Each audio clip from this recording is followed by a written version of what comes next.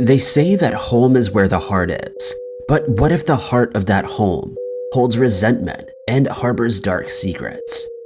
Some homes are steeped in a rich history, but also come with creepy and disturbing stories and paranormal goings-on. Number 5. When John Bell moved his family onto a 300-acre plot of land in what is now modern-day Adams, Tennessee, he could never have anticipated that their dream property would turn into one of the creepiest haunted houses in the USA. John and the new family moved to the property in 1804 from North Carolina in the hopes of starting a new, prosperous life. For the first 13 years, the family thrived in their new home. John became an elder at a local church, and the farming business proved to be lucrative for them. It wasn't until one day in 1817, when John was out working the fields, that he noticed something strange. In the middle of a cornfield, he saw a bizarre creature staring back at him. John reported that the creature appeared to have the body of a dog and the head of a rabbit. He shooed the animal and carried on with his day, trying to put the bizarre encounter to the back of his mind. That was until the noises started. As the family sat down for dinner, they heard something hitting the outside of the house. They rushed outside to investigate, but found nothing. As soon as they went back inside, the noises started again. Soon enough, the noises evolved, and they could be heard coming from inside the house, and members of the Bell family reported that their bed sheets had been pulled from them and their pillows tossed to the floor. The spirit that was haunting the Bell family turned violent and physically attacked the family as they slept. The spirit would pinch, slap, and punch the family, and some mornings they would wake up with bruises from the attacks. The noises began to evolve, and soon the spirit found its voice. It would quote Bible scriptures and sing hymns. The Bell family had suffered in silence for long enough. After enduring months of harassment from this spirit, they called in the help of their fellow townsfolk to perform an exorcism.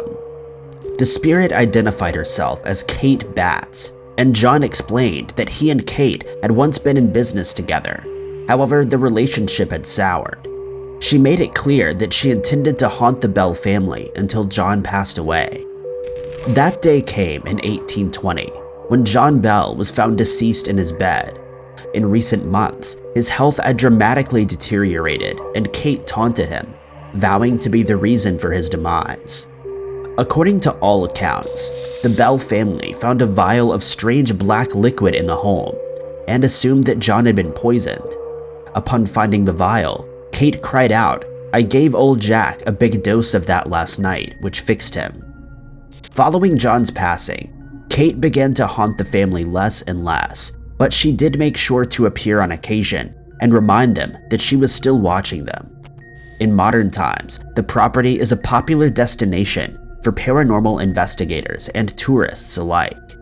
Many people have reported strange paranormal activity, not only in the house, but in the town of Adams, Tennessee. Number 4.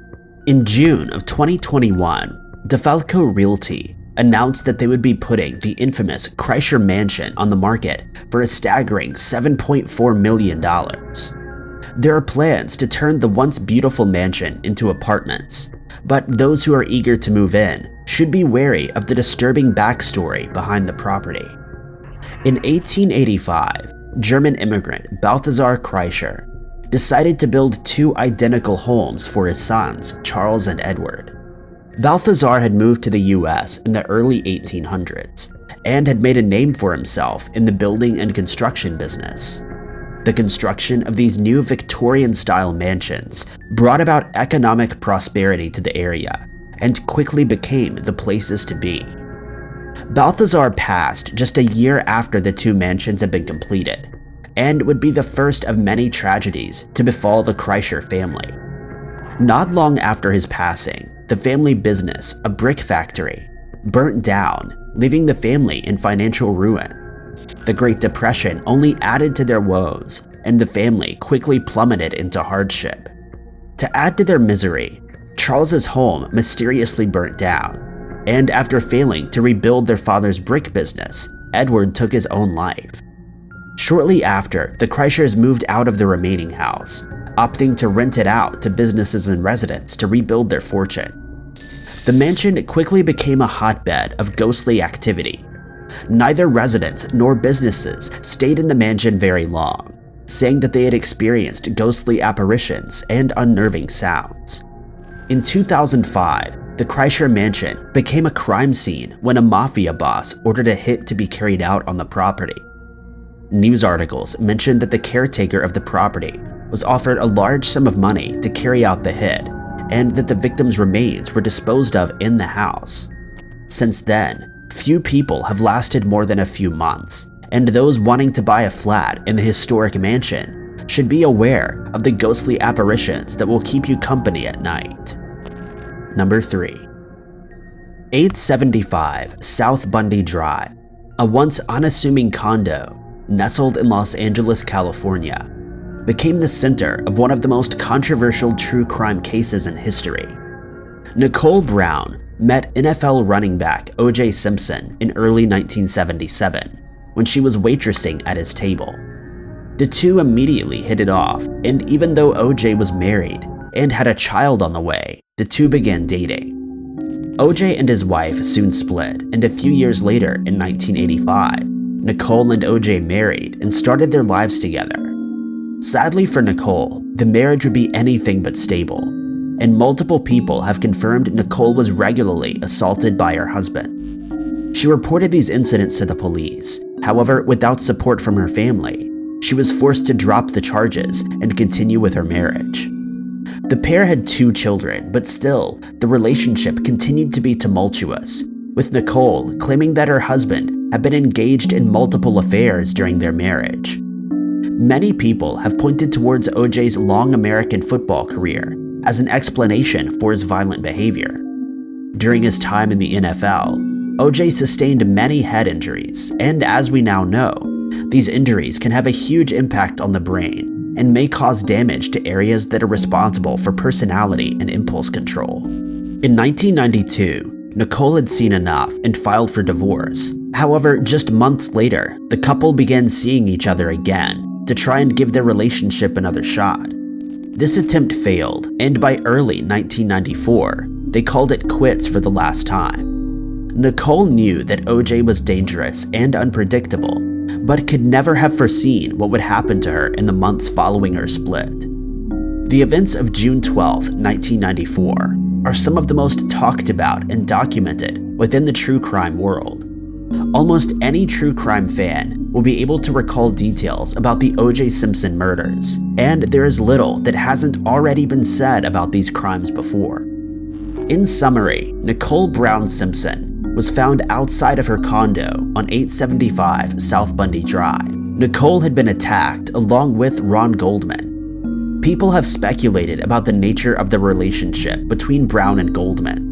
However, official sources state that Goldman was at Brown's property as he was returning a pair of glasses that she had left at the restaurant where he worked as a waiter. Following the discovery of their bodies, O.J. was brought in for questioning, and what followed would be one of the longest and most controversial trials, not only in US history, but in world history. Millions of people from around the world tuned into the O.J. Simpson trial, and the complete details of the O.J. Simpson case are far too complex to include in just one section of a video. Ultimately, O.J. was acquitted of both crimes, sending the media into a frenzy. The media storm continued for months, even years after the infamous O.J. Simpson trial, and the Brown family were forced to relive the tragic events daily. Nicole's condo on 875 South Bundy Drive remained empty until a willing buyer finally came forward in 1997 and agreed to pay $590,000, a considerably low asking price compared to the other properties in the area. It appears that the 1997 buyer was all too aware of the creepy backstory behind the home and set about changing every part of it. They requested that the house number be changed and remodeled the home so it didn't resemble how it had looked in 1994. Since then, the home has been sold once more in 2006. it is unknown whether the new owners are aware that they're living in one of the world's creepiest houses. Number 2. Would you like to visit a mansion with a disturbing backstory? If the answer is yes, then look no further than the Jumbling Mansion located in Washington Heights, Manhattan. Behind its stunning interior, the mansion holds dark secrets and comes with a history so terrifying it'll give you chills. The house was built in 1765 for British Colonel Roger Morris and his wife, Mary Phillips. The two intended to use the property as their summer home. However, this was short-lived, and the outbreak of the Revolutionary War in 1776 saw the house handed over to none other than General George Washington. Morris and his wife decided that it was too dangerous for them to stay at the property while the war was going on and returned home. The mansion provided a good base for General Washington and his troops, and ultimately served its purpose in the war. Following the end of the war, the land and house were sold in line with laws at the time to help recuperate funds and build the newly founded USA. For a brief period, parts of the mansion were turned into a tavern, but this business venture was unsuccessful, and the beautiful home returned to its abandoned state. In 1810, Eliza and Stephen Jumbling purchased the mansion, and things quickly began to go downhill from there.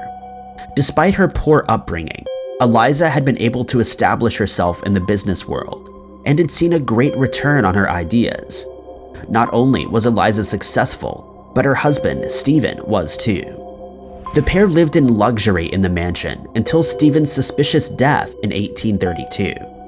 The circumstances in which Stephen passed didn't quite add up and left members of the community pointing the finger at Eliza. Eliza gave varying accounts to different people, saying that her husband had either passed as a result of pneumonia or that he had been injured in a carriage accident. In the years before his untimely passing, she'd become his power of attorney and ensured that everything he owned would go directly to her. The Jumbling Mansion became the subject of many rumors, with members of the community speculating that Stephen's spirit still walked the halls of the mansion, desperately seeking justice for what his wife had done to him. In recent years, the mansion has been turned into a museum, with tourists claiming to have spotted the ghost of an old woman roaming the house. One tourist claimed, quote, "I encountered an old crank woman who told me my husband is very ill, you have to keep quiet." Before they could ask the woman any more questions, she vanished into thin air, and the tour guide explained to them that it was likely the angry ghost of Eliza Jumbling. Number 1.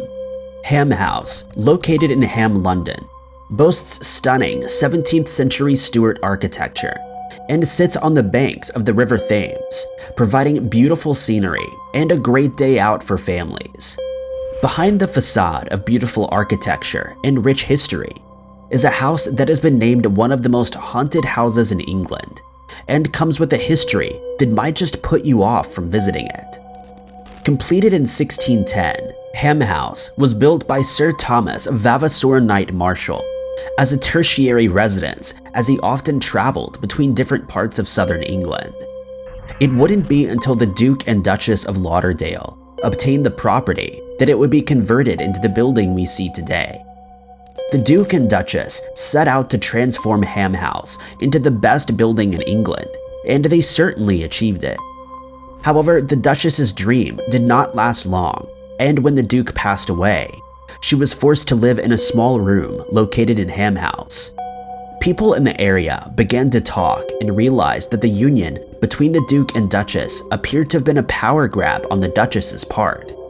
They also found out that her husband had passed under suspicious circumstances, and speculation began to grow. The Duchess did not inherit the riches she thought she would have, and was instead lumbered with debt. This made her incredibly bitter, and she was forced to downsize into a small room, a far cry from the luxurious life she had been living. She lived out the remainder of her life in the small room and became resentful and hostile towards others on the property. Shortly after her passing in 1698, residents began complaining of seeing a ghostly apparition of a woman in black. These sightings have been documented for decades, and even as recently as 2019. Ham House is now owned by the National Trust, with their website reading, quote, "A woman in black, believed to be the Duchess, has been seen on the stairs nearby." There's also a haunted-looking glass dating back from her time, which guests are too scared to look into. So powerful is the force that dominates the room that staff have been known to mutter, "Good afternoon, your ladyship," before entering, just to be on the safe side. It isn't just the woman in black who stands eerily at the top of the stairs that haunt the Ham House. Guests have reported smelling sweet tobacco, which the Duke was known to smoke, and have even reported hearing the screams of a nobleman who fell in love with a servant girl who rejected him, sending him into a spiral of madness. It's rumored that up to 16 ghosts haunt Ham House, and there's only one way to find out for certain, and that's by paying a visit yourself. Thank you guys so much for watching. If you like this video, be sure to hit that like button.